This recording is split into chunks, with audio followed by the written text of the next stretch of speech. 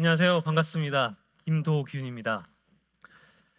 먼저 이 자리에 제가 함께 할 수 있게 해주셔서 너무 감사드립니다.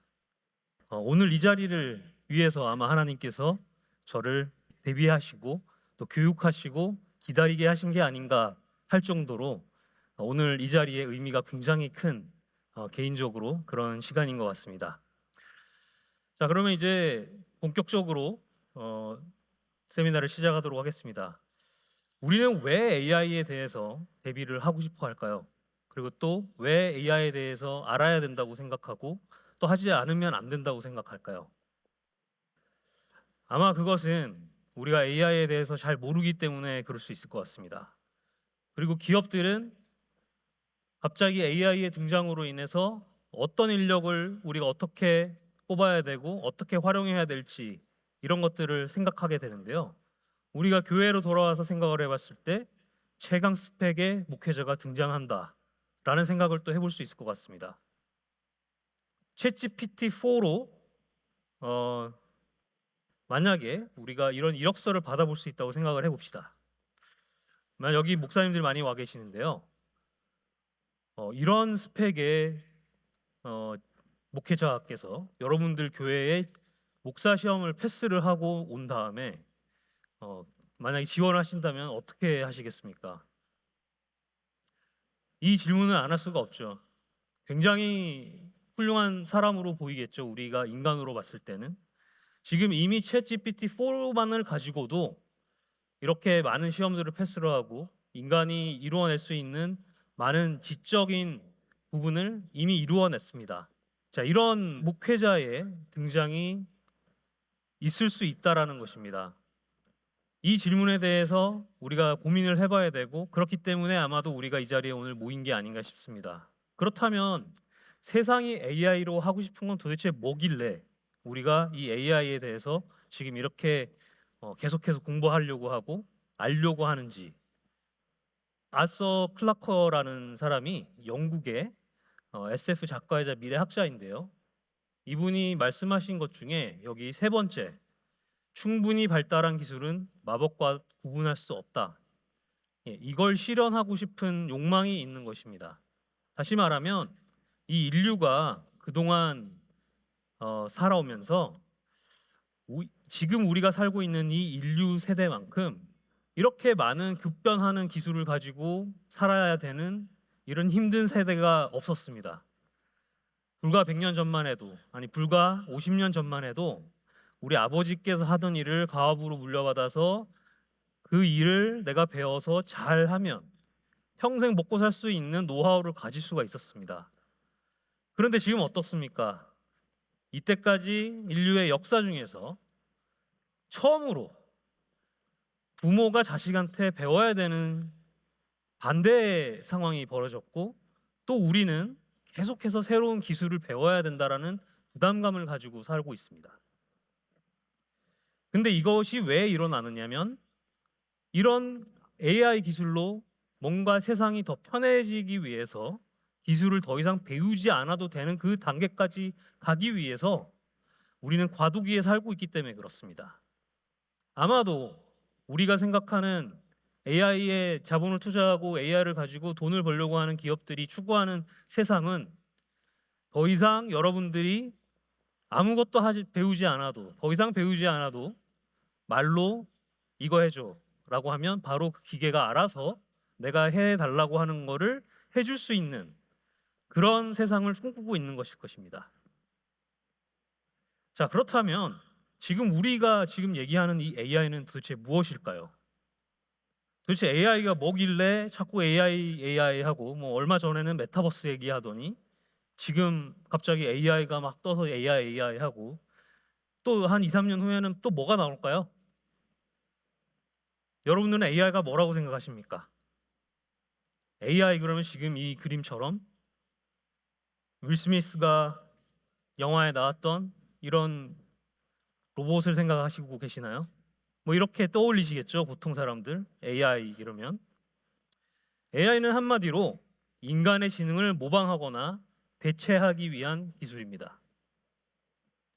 지능을 모방하는 거죠. 지능이 아닙니다. 모방을 하는 겁니다. 그리고 이 AI에 대해서는 크게 세 가지 영역으로 나눕니다. 물론 우리 교수님이 계시는데 제가 교수님 앞에서 번데기 앞에서 주름 잡는 격이 될 수 있겠습니다만, 제가 쓴 얄팍한 AI 지식 쌓기라는 책처럼 얄팍하게 좀 알려드리려고 합니다. AI가 다 똑같은 AI가 아닙니다. AI에 대한 구분이 좀 필요하죠. AI 그러면 막연하게 그냥 AI 이렇게 생각하시면 되지 않습니다. AI에 대해서 우리가 대처하고 교회가 어떻게 대응할 것인지 전략을 짜려면 이 AI가 가지고 있는 단계를 어떻게 갈 건지, 아까 말씀드린 기술을 더 이상 배우지 않아도 되는 그 시점까지 어떻게 갈 건지 그 로드맵을 알아야 됩니다. 지금 우리는 ANI 시대에 살고 있습니다. 이 ANI라는 게 무엇이냐? 중간에 narrow라는 말이 적혀 있죠. 좁은 범위의 인공지능이라는 뜻입니다. 또는 한국말로는 약 인공지능이라고도 합니다. 좁은 인공지능, 좁은 범위의 인공지능. 이 말은 어떤 특정 부분에 대한 인공지능의 역할을 얘기합니다. 뭐 일종의 계산기도 어떻게 보면 ANI죠. 엑셀 이런 것도 인공지능 중에 하나겠죠. 어쨌든 사람의 어떤 능력을 모방한 거니까요. 얼마 전에 우리 이세돌 기사님께서 알파고한테 졌는데, 알파고는 어떤 걸까요? 알파고는 어떤 AI일까요? 알파고도 ANI입니다. 바둑만 둘 줄 알죠. 실제로 바둑을 손으로 두지도 못합니다. 명령을 통해서 사람이 그걸 보고 바둑을 실제로 둬야 되죠. 근데 사람이 착각해가지고 다른 데 두면 지는 겁니다. 챗GPT는 어떻습니까? 여러분들이 지금 막 열광하고 있는, 세상이 열광하고 세상이 지금 막 무서워하고 세상이 이것 때문에 큰일 났다, 우리 빨리 준비해야 된다, 이렇게 얘기하는 챗GPT, 오픈 AI의 챗GPT는 뭡니까? 이것도 ANI입니다. 말만 잘하는 애죠. 말만 잘하는 애입니다. 그 이유는 AGI라는 그 다음 단계가 있습니다. 중간에 뭐가 들어갔죠? General이라는 말이 들어가 있습니다. 범용 범위의 인공지능. AGI는 과연 뭐냐? 사람이 할 수 있는 대부분의 모든 것을 다 할 수 있는 정도의 능력을 가진 AI를 얘기를 합니다. 심지어 AGI의 정의는 사람의 감정까지도 모방할 수 있을 정도의, 그 정도의 기술력을 가진 AI는 그쯤은 돼야 AGI라고 할 수 있지 않을까? 이렇게 얘기하시는 분들도 계십니다. 다시 말하면 이 AI라는 분야는 아직 정의되지 않은 부분이 너무 많습니다. 동의하십니까? 교수님? 예, 동의하셨습니다. AI라는 부분은 아직까지는 미개척 분야인데 너무 지금 사람들이 버즈월드로 많이 얘기를 하고 있습니다. 그래서 여기서지서 내가 전문가니까 이렇습니다라고 막 정의하는데요. 사실 여러분들이 많이 판단하셔야 될 부분들이 많습니다. 그렇지만 어찌됐든 오늘 제가 말씀드리는 내용은 현재 상황이 이렇다는 것과 why AI를 우리가 알아야 되는지에 대한 부분을 말씀드릴 거고, 거기에 대한 전략을 말씀드릴 것입니다. 마지막으로 ASI입니다. ASI는 초인공지능. 이건 이제 인간의 범위를 넘어선 굉장히 광범위한 인공지능을 얘기하는 것입니다. 이 부분에 대해서 제가 좀 특별하게 여러분들께 설명을 드리고 싶은데요. 여러분들 AI 그러면 GPU에 대해서 많이 들어보셨죠? AI 이러면은 뭐 엔비디아 주식이 많이 오르네, 뭐 이런 얘기도 하시고, 엔비디아가 이제는 애플보다 더 큰 회사가 될 것 같네, 뭐 이런 얘기 많이 들어보셨죠? GPU가 뭔지 아시나요? GPU는 그래픽 처리 장치입니다. 근데 컴퓨터는 원래 CPU 하나로도, CPU만 있어도 컴퓨터는 돌아갑니다. 근데 GPU가 왜 생겼느냐? 게임을 하기 위해서 생겨나긴 했는데요. 왜 생겨났는지 한번 알아봅시다. GPU라는 게 게임을 위해서 생겼는데 게임의 그래픽 처리를 하기 위해서 생겼는데 그걸 알려면 픽셀을 알아야 됩니다. 이 픽셀이 뭐죠? 예, 픽처 엘리먼트의 합성어인데요. 여기에 보시는 그림처럼 이 그림을 확대해 보면 이렇게 하나의 작은 점이 보입니다. 근데 이 점이 다 색깔이 있죠. 이 색깔을 여기에 보시면 이런 색깔이 컴퓨터 하는 사람들이 전부 다 이 색깔을 기계가 알아들을 수 있도록 다 데이터화해서 표를 만들어 놨습니다. 이 색깔에 이 전자 신호를 보내면 화면에 요 색깔로 표현하라라고 약속을 했습니다. 그런데 작년에 우리 컨퍼런스에서 목사님께서 이재훈 목사님께서 그 강의하신 내용을 들어보니까 제가 깜짝 놀랐는데 그런 설명을 하시더라고요. 동영상이 있기 위해서 동영상이 되려면 정지된 화면이 1초에 몇 개가 있어야 되죠? 최소 24개가 있어야 되죠. 최소. 부드러운 화면이 되려면 최소 30개는 있어야 되고 요즘은 뭐 60개도 한다고 하는 얘기가 있고 근데 그게 뭐냐면 이런 정지된 화면에 이런 색깔들을 이런 픽셀에 이 정도의 많은 데이터를 보내야 됩니다.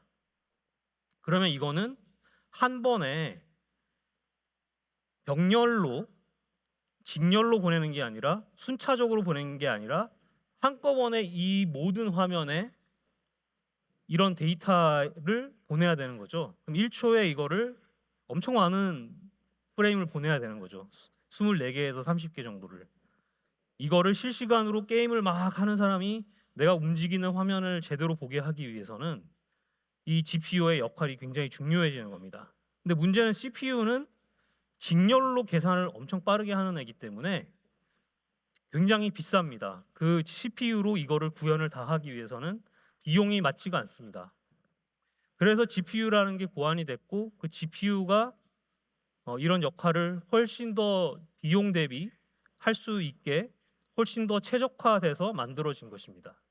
그런데 GPU로 AI 하는 사람들이 딥러닝이랑 머신러닝을 막 이렇게 만드는 연구했던 사람들이 이걸 해보니까 GPU로 AI를 학습을 시켰더니 훨씬 효과가 좋은 거예요. 발견입니다. 그래서 AI 학습에는 GPU가 굉장히 좋은 역할을 하는구나. 그래서 여기도 엔비디아에서 직접 밝힌 엔비디아 웹사이트에 가면 나오는 그래프입니다. 여기 보시다시피 AI 훈련을 시켰는데 최대 3배의 AI 훈련이 이런 모델에서 가능했다. CPU 대비 거의 250배 정도의 성능을 추론 성능을 보였다. 뭐 이런 것들이 객관적인 수치가 나오죠. 근데 GPU는 아까 말씀드린 대로 게임에 적합한 칩이었기 때문에 이제 AI가 발달하면서 엔비디아도 그렇고 여러 반도체 만드는 회사들이 AI에 조금 더 적합한 MPU라는 Neural Processing Unit을 만들기 시작합니다. 그래서 지금 뭐 삼성전자에서도 이렇게 만들었고요. 다른 회사들도 많이 만들었습니다. 엔비디아에서 지금 GPU라는 이름으로 많은 상품들이 출시되고 있는데 사실 저희 업계에서는 엔비디아에서 출시하고 있는 그 GPU를 더 이상 GPU라고 부르면 안 된다라는 얘기도 있습니다. 저희 회사도 아까 말씀드린 그 AI 전 세계에 310개 도시에 GPU를 추론을 위해서 AI 추론을 위해서 설치를 올해 말까지 하는데 다 엔비디아 걸로 저희가 진행을 할 예정입니다. 근데 그런 GPU의 그런 성능들을 다 NPU에 걸맞게 AI에 최적화해서 만든 칩으로 다 만들고 있습니다. 이 말씀을 드리는 이유는 그만큼 지금 반도체나 이런 AI에 최적화해서 모든 자본들이 글로 가고 있고 AI에 대한 발전 속도를 더 높이기 위해서 세상이 기술적으로도 자본적으로도 또 엔지니어들, 다시 말하면 인재들을 훨씬 더 많이 양육하고 있는 상황입니다. 여러분들이 열광하셨던 세상이 열광했던 챗GPT 3.5에 대해서 잠시 말씀을 드리겠습니다.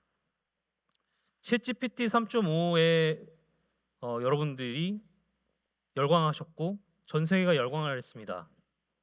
근데 여기 보시면 챗GPT 3.5가 학습을 하기 위해서, 말을 잘하기 위해서 학습한 양과 돈과 또 GPU가 들어간 것들에 대한 추정치입니다.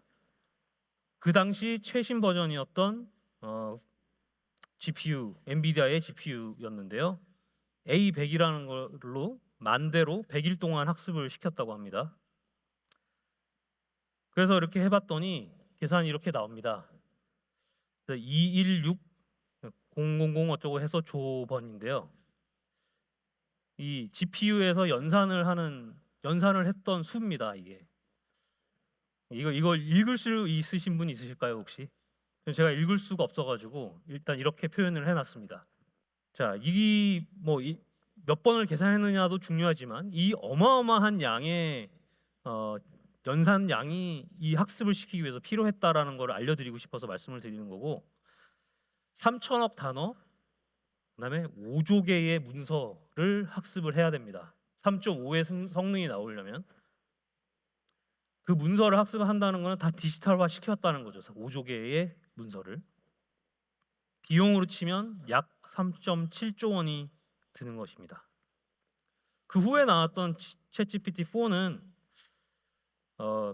오픈 AI에서 밝힌 적이 없습니다. 얼마나 더 학습을 시켰고 비용이 얼마나 들었는지. 다만 업계에서 추정하기로는 만대에서 2.5만 대 정도, 2.5배 정도 더 들었을 것이다. 이렇게 추정하고만 있습니다.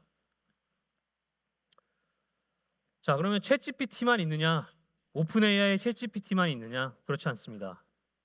네, 오픈 AI의 챗GPT는 마이크로소프트가 오픈 AI라는 회사에 엄청난 투자를 하면서 마이크로소프트가 가지고 있던 그 컴퓨터 클라우드 컴퓨팅이라는 그 리소스를 투자를 해주고 그걸로 인해서 이제 학습을 하게 됐는데요. 사실 클라우드의 1인자는 AWS라는 아마존에서 만든 클라우드 회사입니다. 전 세계 70% 이상의 클라우드 점유율을 가지고 있는 가장 큰 회사인데요. 이 회사에서 지금 오픈 AI에서 나온 두 남매를 영입을 해서 두 남매가 나와서 창립한 엔트로픽이라는 회사인데 거기에 3.6조 원에 또 투자를 하면서 최근에 클로드 3라는 버전이 나왔습니다. 이걸 또 써보신 분들이 후발주자는 절대 오픈 AI의 챗GPT를 따라갈 수 없을 것이다 라고 예상을 했는데 예상과는 다르게 클로드 3가 써보니까 또 이거는 이거대로 너무 좋은 결과물이 있더라. 또 이런 상황입니다. 그래서 현재 우리가 세상에서 AI의 선두주자가 누구냐 아직 아무도 모르는 상태입니다.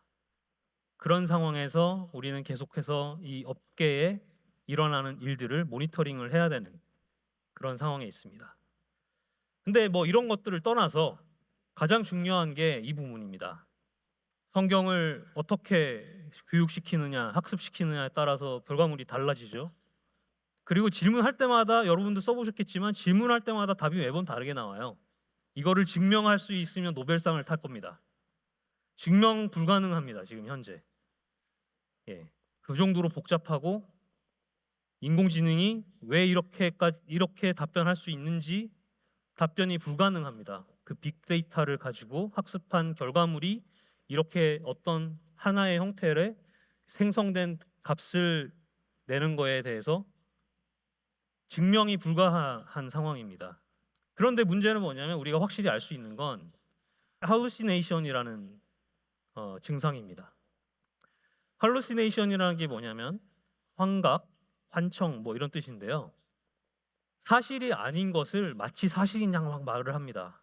아까 처음에 제가 말씀드린 최강 스펙의 목회자 거기 보시면 엄청나게 똑똑한 지식의 최강자였죠. 그런데 황당하게도 여기다가 막 물어보면은 이상한 엉뚱한 말을 많이 합니다.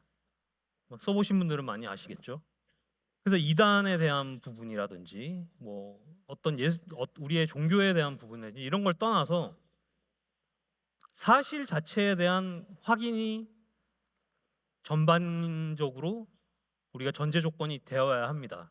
그래서 실제로 챗GPT 4.5가 최근에 최신 버전으로 나왔죠. 여기에 보면 이렇게 써 있습니다. 챗GPT는 실수를 할 수 있습니다. 중요한 정보를 확인하세요. 예, 좀 어처구니가 없죠. 예, 이 현상이 있습니다. 그래서 여러분들이 AI를 쓰실 때 AI는 이런 실수를 할 수 있다라는 것을 아셔야 합니다. 실제 예로 클라우드플레어 코리아의 대표가 누구야 이렇게 물어보면 갑자기 이상한 사람 얘기를 합니다.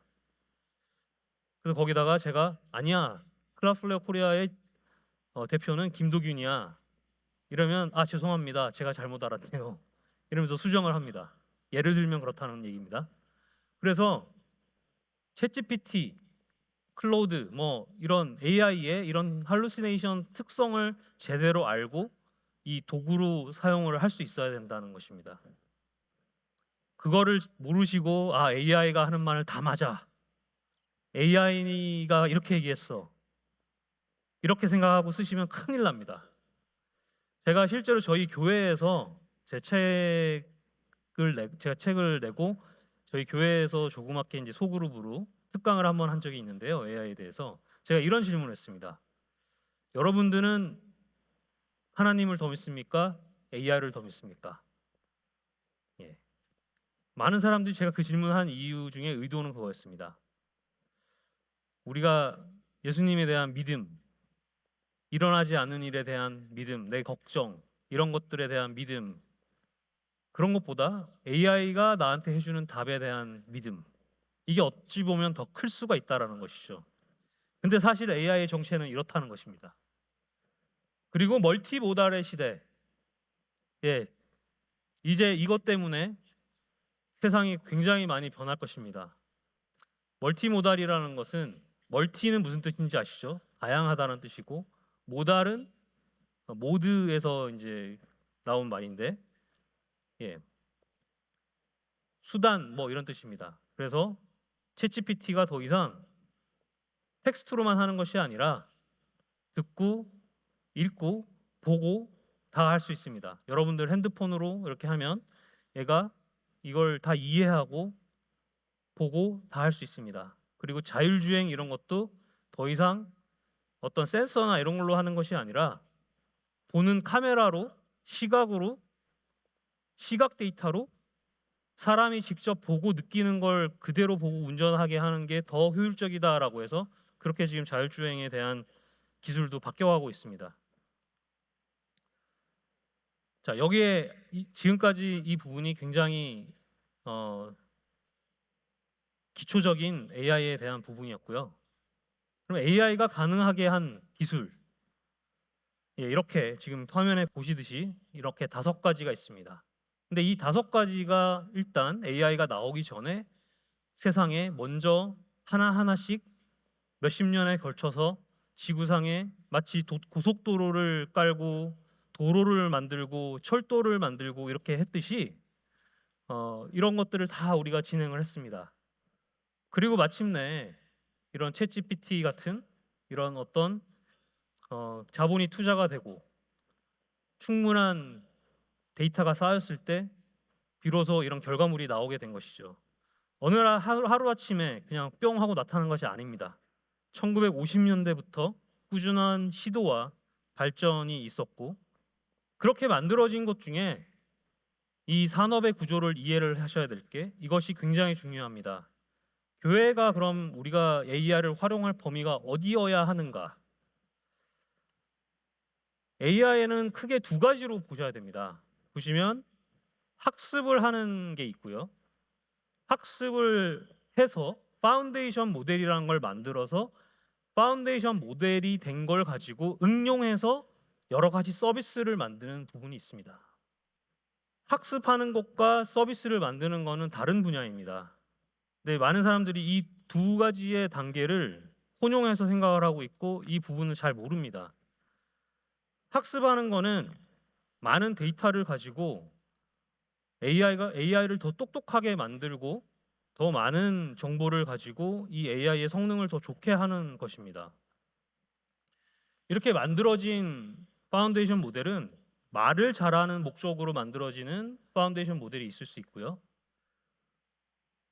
텍스트 투 스피치라고 해서 텍스트를 음성으로 변환하는 기능을 할 수도 있고, 음악을 만드는 게 될 수도 있고, 음악 생성 모델이 될 수도 있고, 뭐 로봇 제어가 될 수도 있고, 여러 가지 이런 부분들이 있을 수 있습니다. 어떻게 보면 이게 기초 AI의 기초 모델이 될 수 있습니다.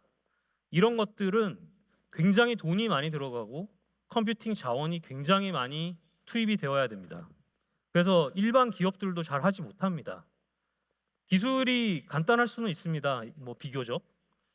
아까 전에 뭐 말씀을 많이 나누긴 했습니다만 일반 학교에서도 이런 것들을 하고 싶은데 돈이 너무 많이 들어가고 이런 인프라를 구축하는 데 돈이 너무 많이 들기 때문에 할 수가 없습니다.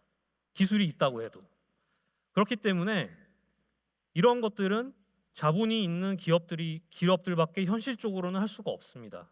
그렇지만 우리가 할 수 있는 건 뭐냐면 이런 기업들이 만들어 놓은 최첨단 파운데이션 모델을 가지고 내가 응용해서 파인 튜닝해서 내 목적에 맞게 좀 더 정교하게 그 서비스를 만들 수가 있습니다.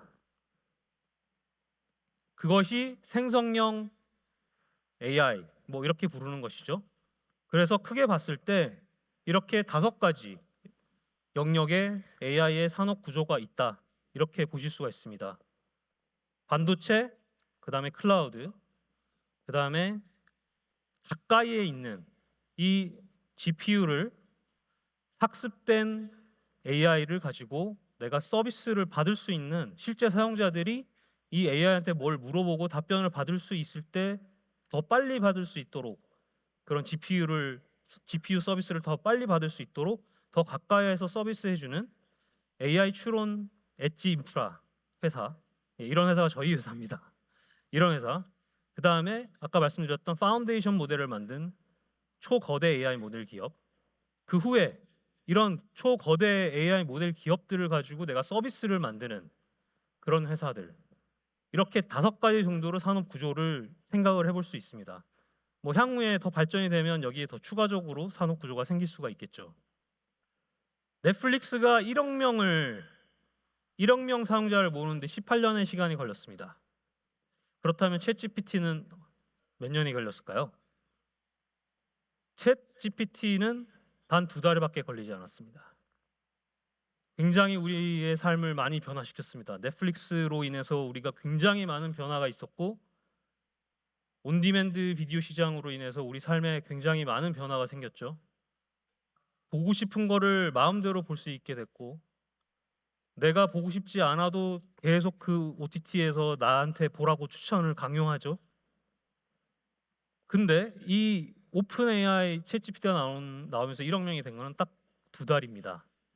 18년과 2달. 엄청난 차이죠. 그런데 왜 1억 명을 얘기를 할까요? 저는 기업인이기 때문에 이 1억 명에 굉장한 의미를 둡니다. 그 이유는 1억 명 이후부터는 매일 하루에 1명이 2명한테만 얘기를 해도 전 세계 인구에 도달하는 시간이 일주일이 걸리지 않습니다.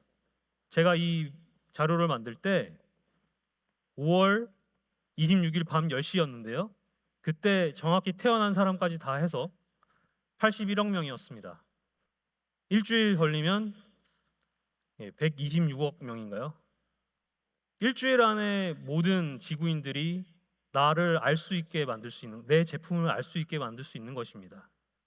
앞으로는 더 빨라진다는 거고 AI 서비스는 이 정도로 파급력이 이제는 높다는 것입니다. AI를 가지고 뭘 만들었을 때 글로벌화가 되고 글로벌화 상품을 할 수 있으면 1억 명은 모으는 건 시간 문제가 될 것입니다.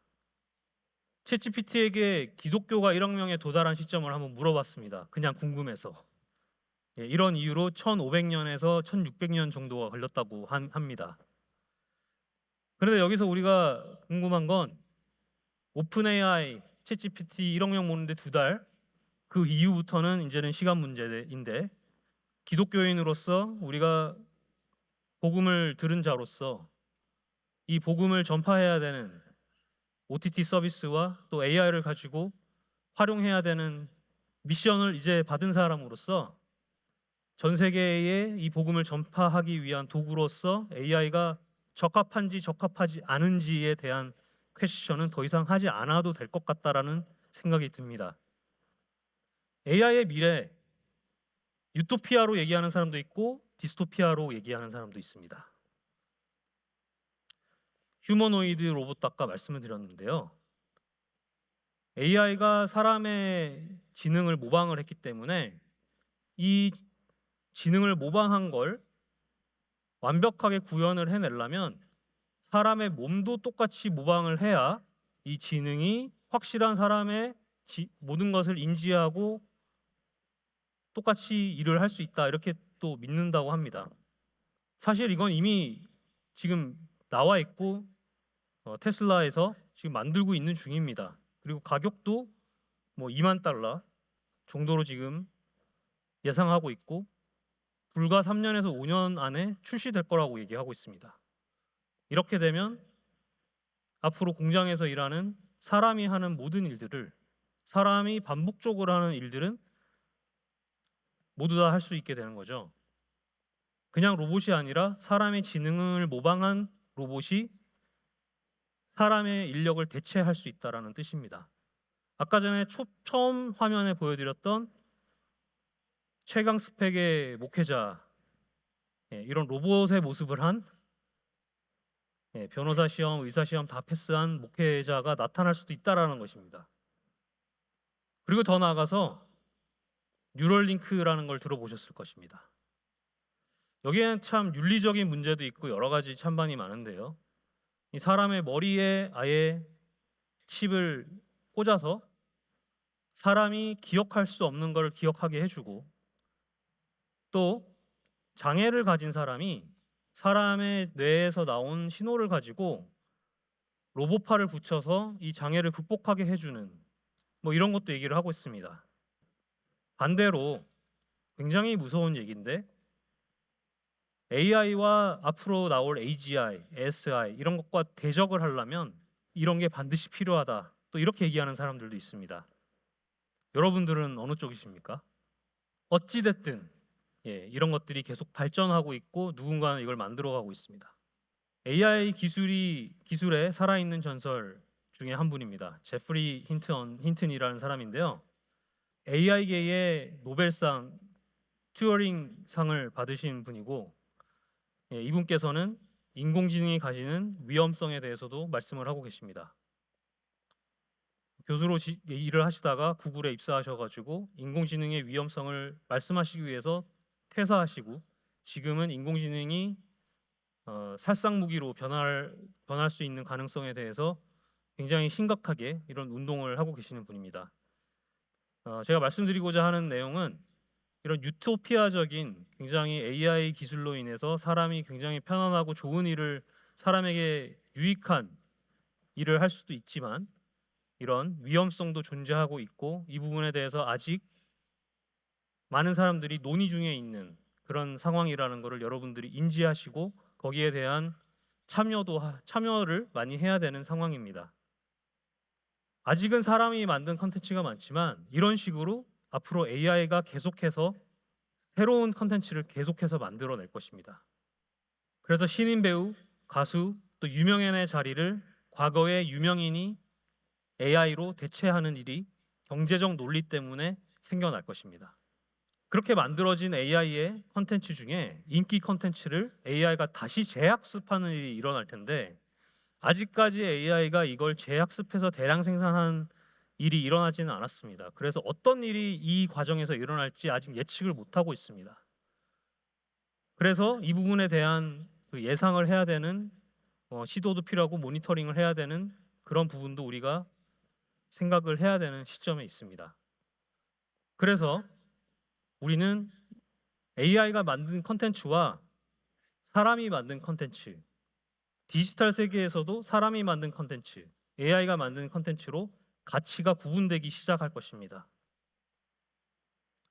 그리고 디지털 세계에서도 이렇게 가치가 상승이 되겠지만 앞으로는 더더욱 메타버스나 이런 부분들의 기술도 더 발전할 거기 때문에 대면 미팅의 가치가 또 상승할 것입니다. NFT라고 많이 들어보셨죠? 컨텐츠의 디지털 컨텐츠의 소유에 대한 가치도 상승할 것입니다. 디지털 컨텐츠의 희귀성에 대한 그런 컨텐츠의 소유권, 희소성에 대한 가치가 더욱더 상승해서 오리지널리티의 가치가 상승하는 시대가 도달할 것입니다. 마지막으로 이 부분을 말씀드리고 마치도록 하겠습니다.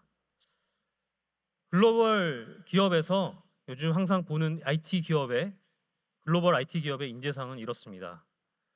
점점 AI 세상이 될수록 수평 조직에서의 리더십이 필요합니다. 그리고 제약된 상황 속에서 동기부여가 필요합니다. 그리고 다양성을 더 수용하고 그러면서 더 창의적인 결과를 만들 수 있는 인재들이 필요합니다. 그런데 AI 시대에 이런 휴먼 네트워킹이나 사회적 스킬이 굉장히 부족한 인재들을 많이 봅니다. 그렇지만 교회야말로 우리가 모이기에 힘쓰고 또 항상 모여서 함께 나누고 여러 분야의 전문가들이 같이 모여 있는 이런 곳은 이런 시대에 매우 특별한 곳입니다. 세상이 필요로 하는 AI를 대체할 수 없는 인력을 만드는 그런 곳이 바로 교회라는 것입니다. 그러면서 동시에 한국 교회가 대비할 사항으로 아까 말씀드렸던 딥페이크나 이런 무분별한 컨텐츠 시대에 유명한 목회자의 모습으로 거짓된 메시지를 전달할 가능성이 매우 높은데 이런 부분들에 대한 정제된 컨텐츠나 정제된 플랫폼이 필요합니다.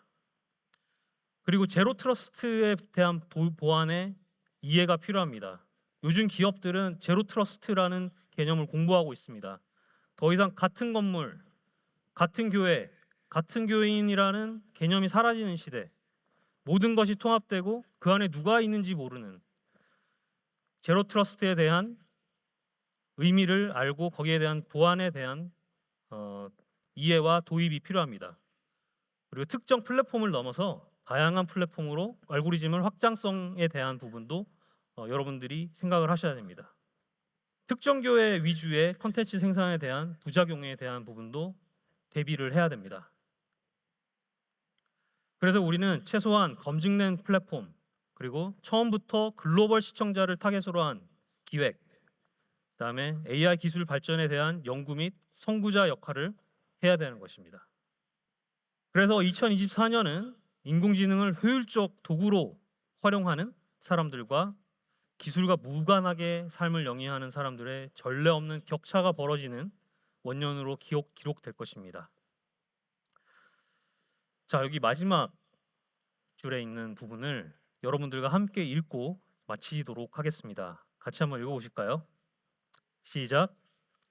교회도 사회의 일원으로서 하나님이 허락하신 기술을 이해하고 그것을 잘 다스릴 수 있는 지혜를 가지도록 힘써야 할 것입니다. 예, 감사합니다.